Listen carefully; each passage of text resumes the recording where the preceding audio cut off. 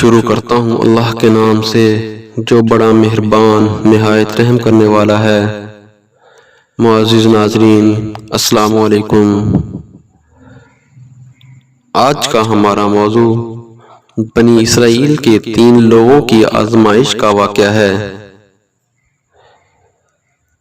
نبی کریم صلی اللہ علیہ وآلہ وسلم نے فرمایا کہ بنی اسرائیل میں 3 آدمی تھے، ایک کوڑھی، دوسرا گنجا اور تیسرا اندھا۔ اللہ تعالیٰ نے ان کو آزمانا چاہا اور ان کے پاس ایک فرشتہ انسان کی شکل میں بھیجا۔ پہلے وہ کوڑھی کے پاس آیا اور پوچھا کہ تجھے کون سی چیز پیاری ہے؟ اس نے کہا مجھے اچھی رنگت اور خوبصورت کھال مل جائے، اس سے لوگ گھن کرتے ہیں اور اپنے پاس بیٹھنے نہیں دیتے۔ اس فرشتہ نے اپنے ہاتھ اس کے بدن پر پھیرا تو اسی وقت وہ اچھا ہو گیا اور اچھی کھال اور خوبصورت رنگت نکل آئی۔ پھر پوچھا تجھے کون سے مال سے محبت ہے؟ اس نے کہا اونٹ سے۔ پس اس نے ایک اونٹنی اس کو دی اور کہا اللہ اس میں برکت دے۔ اس کے بعد وہ فرشتہ گنجے کے پاس آیا اور پوچھا تجھ کو کون سی چیز پیاری ہے؟ اس نے کہا میرے بال اچھے نکل آئیں اور یہ بلا مجھ سے جاتی رہے جس سے لوگ نفرت کرتے ہیں۔ فرشتے نے اپنا ہاتھ اس کے سر پر پھیرا تو وہ فوراً اچھا ہو گیا اور اچھے بال نکل آئے۔ پھر پوچھا تجھ کو کون سا مال پسند ہے؟ کہا گائے۔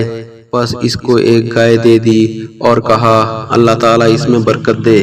اس کے بعد پھر اندھے کے پاس آیا اور پوچھا تجھ کو کیا چیز چاہیے؟ اس اندھے نے کہا کہ اللہ تعالیٰ میری نگاہ درست کر دے، سب آدمیوں کو دیکھوں۔ اس نے اس کی آنکھوں پر ہاتھ پھیر دیا اور وہ اچھا ہو گیا۔ اور پوچھا کہ تجھ کو کون سا مال پسند ہے؟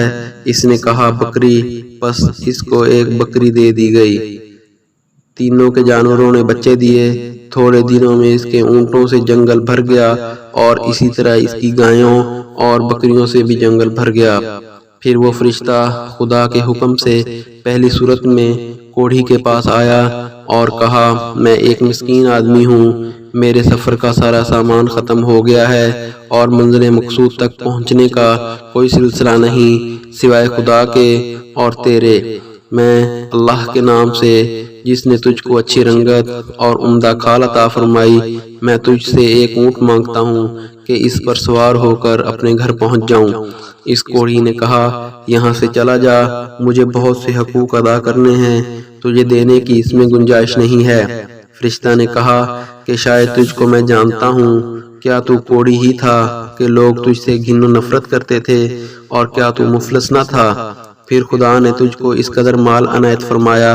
اس کوڑھی نے کہا واہ کیا خوب سنائی، یہ مال تو میری کئی پشتوں سے باپ دادا کے وقت سے چلا آ رہا ہے۔ فرشتہ نے کہا کہ اگر تو جھوٹا ہے تو خدا تجھ کو ویسا ہی کر دے جیسا کہ پہلے تھا۔ اس کے بعد دوسرے شخص یعنی گنجے کے پاس آیا اور اسی طرح اس سے بھی سوال کیا۔ اس نے بھی وہی جواب دیا۔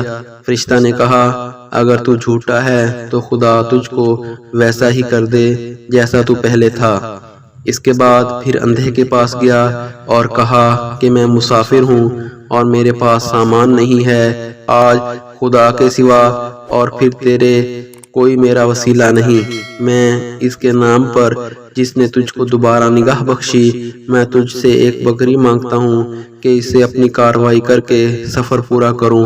اس نے کہا بے شک میں اندھا تھا، خدا تعالیٰ نے محض اپنی رحمت سے مجھ کو نگاہ بخشی، جتنا تیرا دل چاہتا ہے لے جا اور جتنا چاہے چھوڑ جا، خدا کی قسم میں کسی چیز سے تجھ کو نہیں روکوں گا۔